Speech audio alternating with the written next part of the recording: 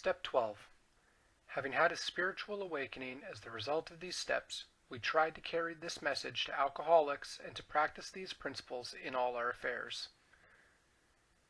The joy of living is the theme of AA's 12th step, and action is its key word. Here we turn outward toward our fellow alcoholics who are still in distress. Here we experience the kind of giving that asks no rewards. Here we begin to practice all 12 steps of the program in our daily lives so that we and those about us may find emotional sobriety. When the 12th step is seen in its full implication, it is really talking about the kind of love that has no price tag on it. Our 12th step also says that as a result of practicing all 12 steps, we have found something called a spiritual awakening. To new AAs, this often seems like a very dubious and improbable state of affairs. What do you mean when you talk about a spiritual awakening, they ask. Maybe there are as many definitions of spiritual awakening as there are people who have had them. But certainly each genuine one has something in common with all the others. And these things which they have in common are not too hard to understand. When a man or a woman has a spiritual awakening, the most important meaning of it is that he has become able to do, feel, and believe that with which he could not do before on his unaided strength and resources alone. He has been granted a gift which amounts to a new state of consciousness and being. He has been set on a path which tells him he is really going somewhere, that life is not a dead end, not something to be endured or mastered. In a very real sense, he has been transformed because he has laid hold of a source of strength which, in one way or another, he had hitherto denied himself. He finds himself in possession of a degree of honesty, tolerance, unselfishness, peace of mind, and love of which he had thought himself quite capable. What he has received is a free gift, and yet usually, at least in some small part, he has made himself ready to receive it. AA's manner of making ready to receive this gift lies in the practice of the 12 steps in our program. So let's consider briefly what we have been trying to do up to this point. Step 1 showed us an amazing paradox. We found that we were totally unable to be rid of the alcohol obsession until we first admitted that we were powerless over it. In step 2, we saw that since we could not restore ourselves to sanity, some higher power must necessarily do so if we were to survive. Consequently, in step 3, we turned our will and our lives over to the care of God as we understood Him. For the time being, we who were atheist or agnostic discovered that our own group, or AA as a whole, would suffice as a higher power. Beginning with step 4, we commenced to search out the things in ourselves which had brought us to physical, moral, and spiritual bankruptcy. We made a searching and fearless moral inventory. Looking at step 5, we decided that an inventory taken alone wouldn't be enough. We knew we would have to quit the deadly business of living alone with our conflicts, and in honesty confide these to God and another human being. At step 6, many of us balked, for the practical reason that we did not wish to have all our defects of character removed, because we still loved some of them too much. Yet we knew we had to make a settlement with the fundamental principle of step 6. So we decided that while we still had some flaws of character that we could not yet relinquish, we ought nevertheless to quit our stubborn, rebellious hanging on to them. We said to ourselves, "This I cannot do today, perhaps, but I can stop crying out, 'No, never.'" Then in step 7, we humbly asked God to remove our shortcomings, such as He could or would under the conditions of the day we asked. In step 8, we continued our house cleaning, for we saw that we were not only in conflict with ourselves, but also with people and situations in the world in which we lived. We had to begin to make our peace, and so we listed the people we had harmed and became willing to set things right. We followed this up in step 9 by making direct amends to those concerned, except when it would injure them or other people. By this time, at step 10, We had begun to get a basis for daily living, and we keenly realized that we would need to continue taking personal inventory, and that when we were wrong, we ought to admit it promptly. In step 11, we saw that if a higher power had restored us to sanity and had enabled us to live with some peace of mind in a sorely troubled world, then such a higher power was worth knowing better, by as direct possible contact. The persistent use of meditation and prayer, we found, did open the channel, so that where there had been a trickle, there now was a river, which led to sure power and safe guidance from God as we were increasingly able to understand Him. So practicing these steps, we had a spiritual awakening about which finally there was no question. Looking at those who were only beginning and still doubting themselves, the rest of us were able to see the change setting in. From great numbers of such experiences, we could predict that the doubter who still claimed that he hadn't got the spiritual angle and who still considered his well-loved AA group the higher power, would presently love God and call Him by name. Now what about the rest of the 12th step? The wonderful energy it releases and the eager action by which it carries our message to the next suffering alcoholic, and which finally translates the 12 steps into action upon all our affairs, is the payoff, the magnificent reality of Alcoholics Anonymous. Even the newest of newcomers finds undreamed rewards as he tries to help his brother alcoholic, the one who is even blinder than he. This is indeed the kind of giving that actually demands nothing. He does not expect his brother sufferer to pay him or even to love him. And then he discovers that by the divine paradox of his kind of giving, he has found his own reward, whether his brother has yet received anything or not. His own character may still be gravely defective, but he somehow knows that God has enabled him to make a mighty beginning, and he senses that he stands at the edge of new mysteries, joys, and experiences of which he had never dreamed. Practically every AA member declares that no satisfaction has been deeper and no joy greater than in a 12th step job well done.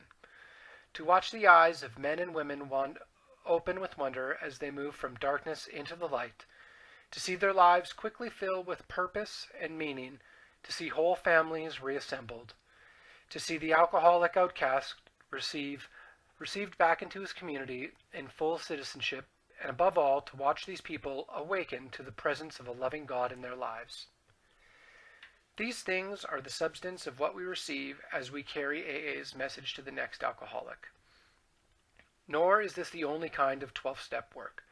We sit in AA meetings and listen, not only to receive something ourselves, but to give the reassurance and support which our presence can bring. If our turn comes to speak at a meeting, we again try to carry AA's message. Whether our audience is one or many, it is still 12-step work. There are many opportunities even for those of us who feel unable to speak at meetings, or who are so situated that we cannot do much face-to-face 12-step work. We can be the ones who take on the unspectacular but important tasks that make good 12-step work possible. Perhaps arranging for the coffee and cake after the meetings, where so many skeptical, suspicious newcomers have found confidence and comfort in the laughter and talk. This is the 12-step work in the very best sense of the word. Freely ye have received, freely give, is the core of this part of step 12. We may often pass through 12-step experiences where we will seem to be temporarily off the beam. These will appear as big setbacks at the time, but will be seen later as stepping stones to better things. For example, we may set our hearts on getting a particular person sobered up, and after doing all we can for months, we see him relapse. Perhaps this will happen in a succession of cases, and we may be deeply discouraged as to our ability to carry AA's message. Or we may encounter the reverse situation, in which we are highly elated because we seem to have been successful. Here the temptation is to become rather possessive of these newcomers. Perhaps we try to give them advice about their affairs which we aren't really competent to give, or not give at all. Then we are hurt and confused when the advice is rejected, or when it is accepted and brings still greater confusion. By a great deal of ardent 12-step work, we sometimes carry the message to so many alcoholics that they place us in a position of trust. They make us, let us say, the group's chairman. Here again we are presented with the temptation to overmanage things, and sometimes this results in rebuffs and other consequences which are hard to take. But in the long run, we clearly realize that these are only the pains of growing up, and nothing but good can come from them if we turn more and more to the entire 12 steps for the answers. Now comes the biggest question yet. What about the practice of these principles in all our affairs? Can we love the whole pattern of living as eagerly as we do the small segment of it we discover when we try to help other alcoholics achieve sobriety? Can we bring the same spirit of love and tolerance into our sometimes deranged family lives that we bring to our AA group? Can we have the same kind of confidence and faith in these people who have been infected and sometimes crippled by our own illness that we have in our sponsors? Can we actually carry the AA spirit into our daily work? Can we meet our newly recognized responsibilities to the world at large? And can we bring new purpose and devotion to the religion of our choice?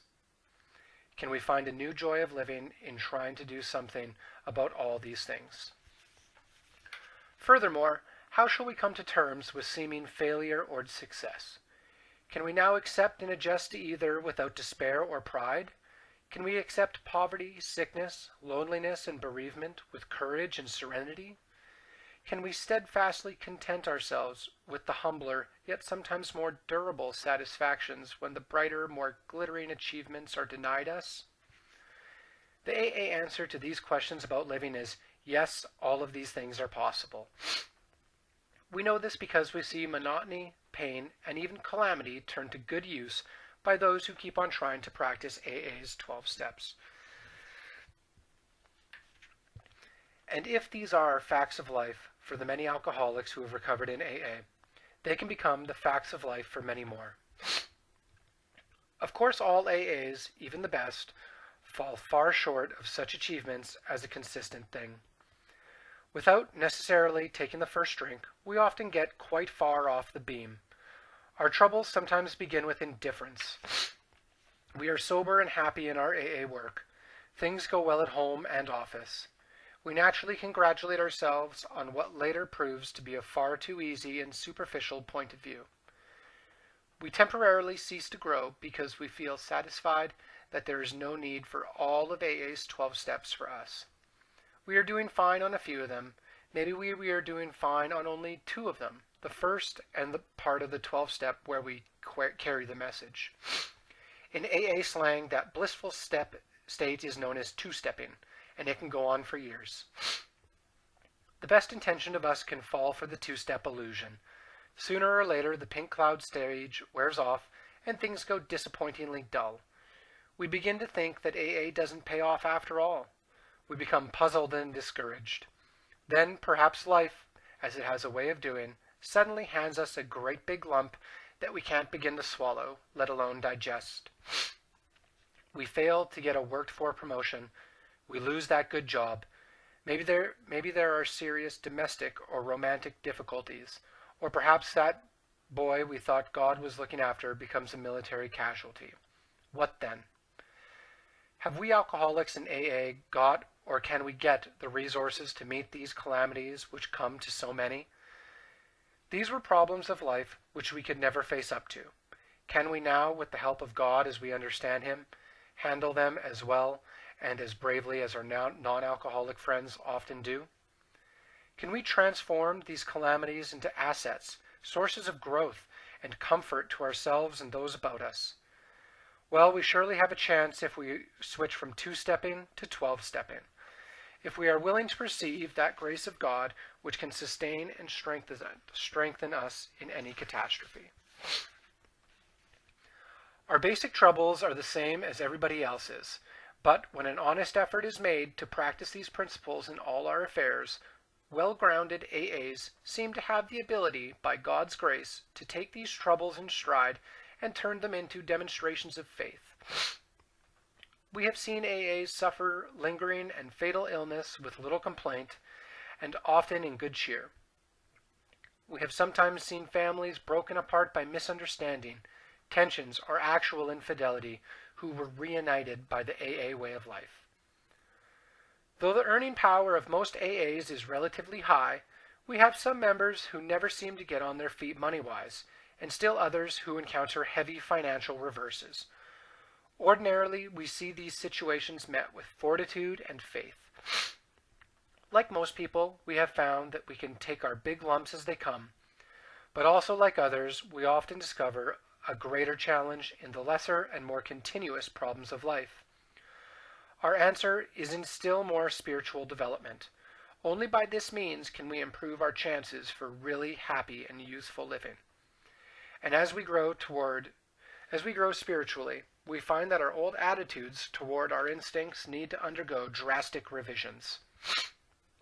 Our desires for emotional security and wealth, for personal prestige and power, for romance and for family satisfaction, all these have to be tempered and redirected.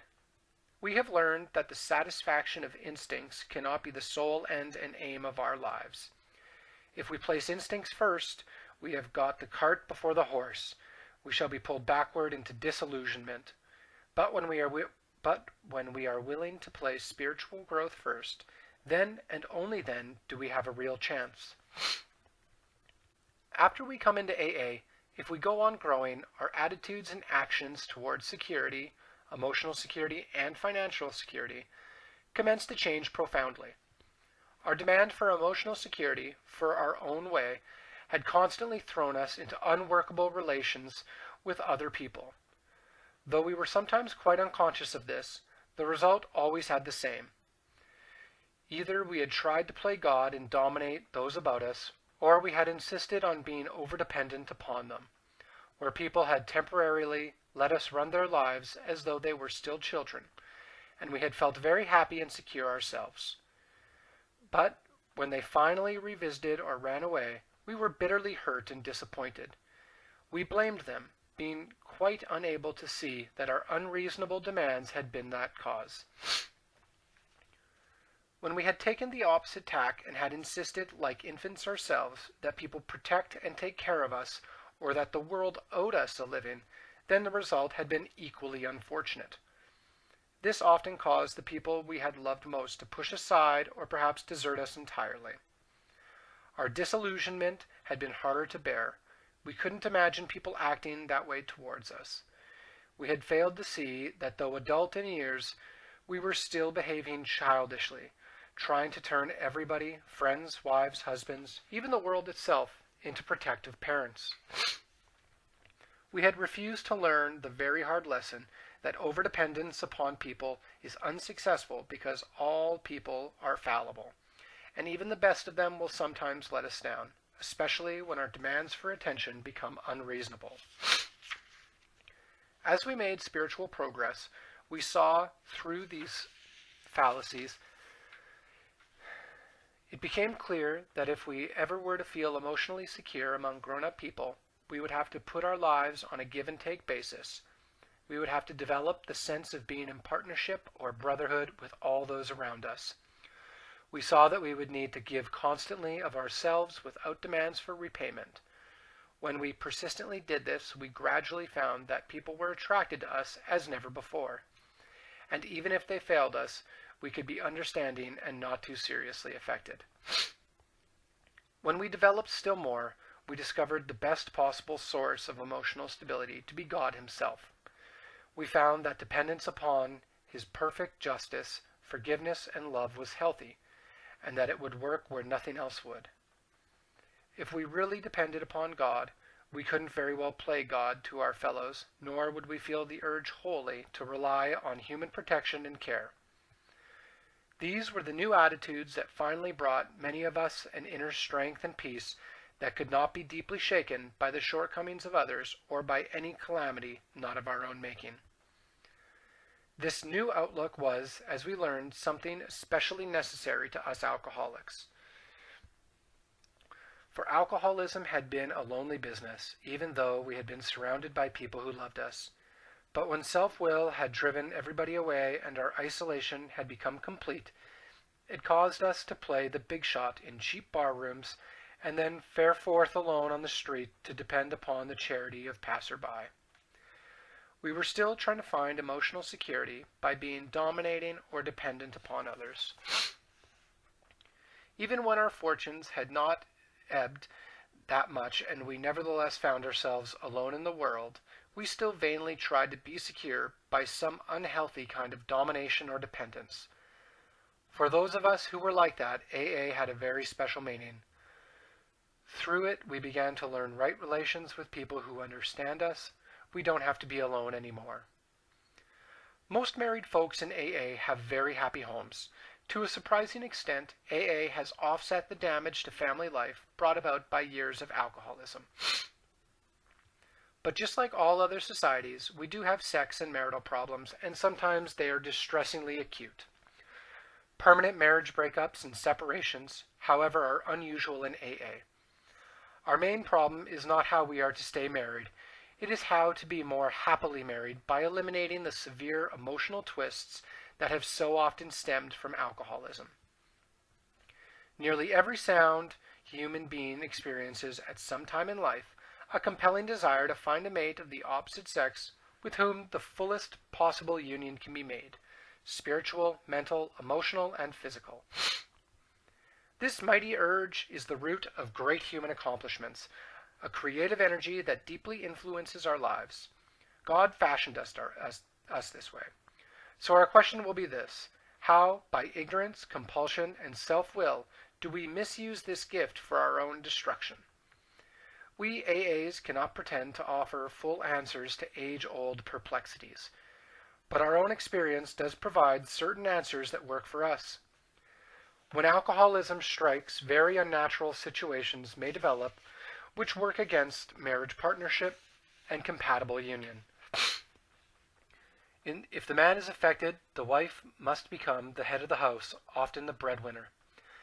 As matters get worse, the husband becomes a sick and irresponsible child who needs to be looked after and extricated from endless scrapes and impasses.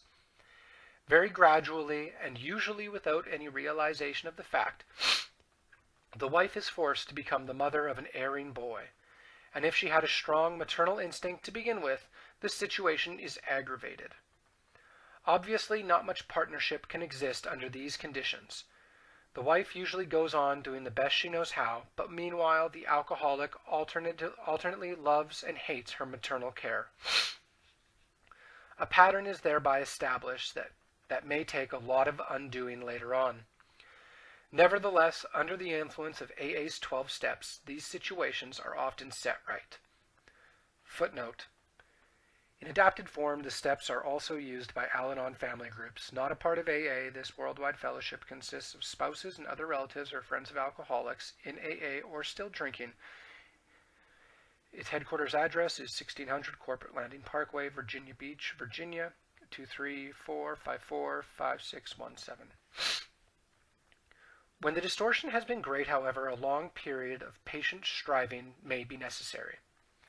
After the husband joins AA, the wife may become discontented, even highly resentful that Alcoholics Anonymous has done the very thing that all her years of devotion had failed to do. Her husband may become so wrapped up in AA and his new friends that he is inconsiderately away from home more than when he drank. Seeing her unhappiness, he recommends AA's 12 steps and tries to teach her how to live. She naturally feels that for years she has made a far better job of living than he has. Both of them blame each other and ask when their marriage is ever going to be happy again. They may even begin to suspect it had never been any good in the first place. Compatibility, of course, can be so impossibly damaged that a separation may be necessary. But those cases are the unusual ones.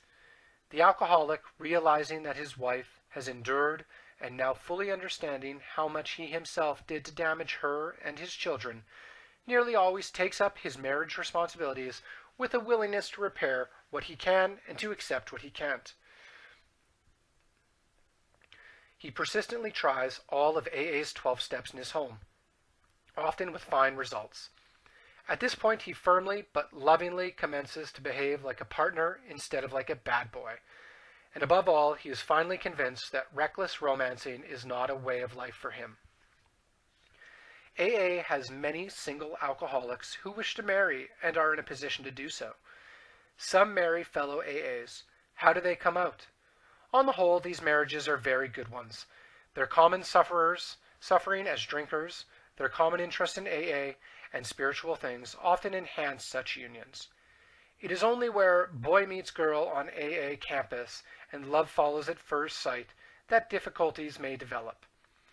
The prospective partners need to be solid AAs and long enough acquainted to know that their compatibility at spiritual, mental, and emotional levels is a fact and not wishful thinking. They need to be as sure as possible, that no deep-lying emotional handicap in either will be likely to rise up under later pressures to cripple them.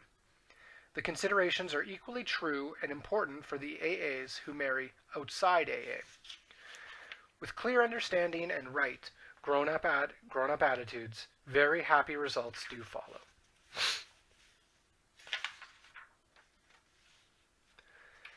And what can be said of many AA members who, for a variety of reasons, cannot have a family life?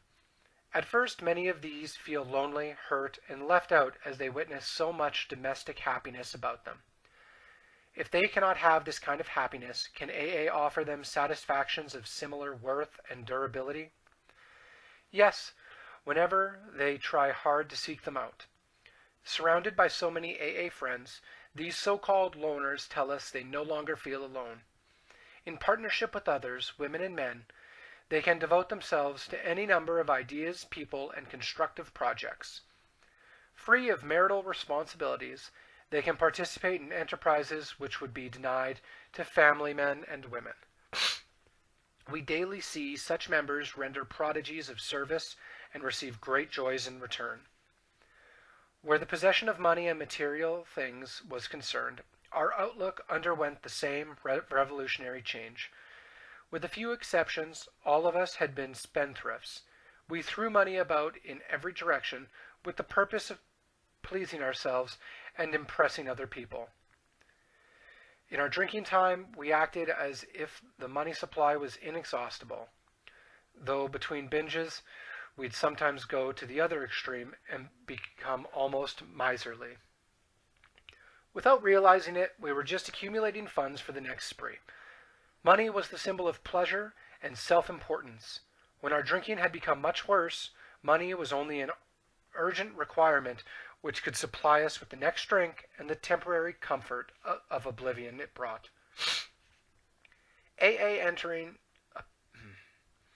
Upon entering AA, these attitudes were sharply reversed, often going much too far in the opposite direction. The spectacle of years of waste threw us into panic. There simply wouldn't be time, we thought, to rebuild our shattered fortunes. How could we ever take care of those awful debts, possess a decent home, educate the kids, and set something by for old age? Financial importance was no longer our principal aim. We now clamored for material security. Even when we were well re-established in our business, these terrible fears often continued to haunt us. This made us misers and penny pinchers all over again. Complete financial security we must have, or else. We forget that most alcoholics in AA have an earning power considerably above average. We forget the immense goodwill of our brother AAs who were only too eager to help us to better jobs when we deserved them. We forgot the actual or potential financial insecurity of every human being in the world. And worst of all, we forgot God. In money matters, we had faith only in ourselves, and not too much of that. This all meant, of course, that we were still far off balance, when a job still looked like a mere means of getting money rather than an opportunity for service. When the acquisition of money for financial independence looked more important than a right dependence upon God, we were still the victims of unreasonable fears. And these were fears which would make a serene and useful existence at any financial level quite impossible. But as time passed, we found that with the help of AA's 12 steps, we could lose those fears, no matter what our material prospects were. We could cheerfully perform humble labor without worrying about tomorrow. If our circumstances happened to be good, we no longer dreaded a change for the worse, for we had learned that these troubles could be turned into great values. It did not matter too much what our material condition was, but it did matter what our spiritual condition was. Money gradually became our servant and not our master. It became a means of exchanging love and service with those about us. When, with God's help, we calmly accepted our lot, then we found we could live at peace with ourselves and show others who still suffered the same fears that they could get over them too. We found that freedom from fear was more important than freedom from want. Let's here take note of our improved outlook upon the problems of personal importance, power, ambition, and leadership. These were reefs upon which many of us came to shipwreck during our drinking careers. Practically every boy in the United States dreams of becoming our president. He wants to be his country's #1 man. As he gets older and sees the impossibility of this, he can smile good-naturedly at his childhood dream. In later life, he finds that real happiness is not to be found in just trying to be a #1 man, or even a first-rater in the heartbreaking struggle for money, romance, or self-importance. He learns that he can be content as long as he plays well whatever cards life deals him. He's still ambitious, but not absurdly so, because he can now see and accept actual reality. He's willing to stay right size. But not so with alcoholics. When AA was quite young, a number of eminent psychologists and doctors made an exhaustive study of a good-sized group of so-called problem drinkers. The doctors weren't trying to find how different we were from one another. They sought to find whatever personality traits, if any, this group of alcoholics had in common. They finally came up with a conclusion that shocked the AA members of that time. These distinguished men had the nerve to say that most of the alcoholics under investigation were still childish, emotionally insensitive, and grandiose. How we alcoholics did resent that verdict. We could not believe that our adult dreams were often truly childish, and considering the rough deal life had given us, we felt it perfectly natural that we were insensitive. As to our grandiose behavior, we insisted that we had been possessed of nothing but a high and legitimate ambition to win the battle of life. In the years since, however, most of us have come to agree with those doctors. We have had a much keener look at ourselves and those about us. We have seen that we were prodded by unreasonable fears or anxieties into making a life business of winning fame, money, and what we thought was leadership. So false pride became the reverse side of that ruinous coin marked fear. We simply had to be #1 people to cover up our deep-lying inferiorities. In fitful successes, we boasted of greater feats to be done. In defeat, we became bitter. If we didn't have much of any worldly success, we became depressed and cowed. Then people said we were of the inferior type. But now we see ourselves as chips off the same old block. At heart, we had all been abnormally fearful. It mattered little whether we had sat on the shore of life drinking ourselves into forgetfulness, or had plunged in recklessly and willfully beyond our depths and ability. The result was the same. All of us had nearly perished in a sea of alcohol. But today, in well-matured AAs, these distorted drives have been restored to something like their true purpose and direction. We no longer strive to dominate or rule those about us in order to gain self-importance. We no longer seek fame and honor in order to be praised.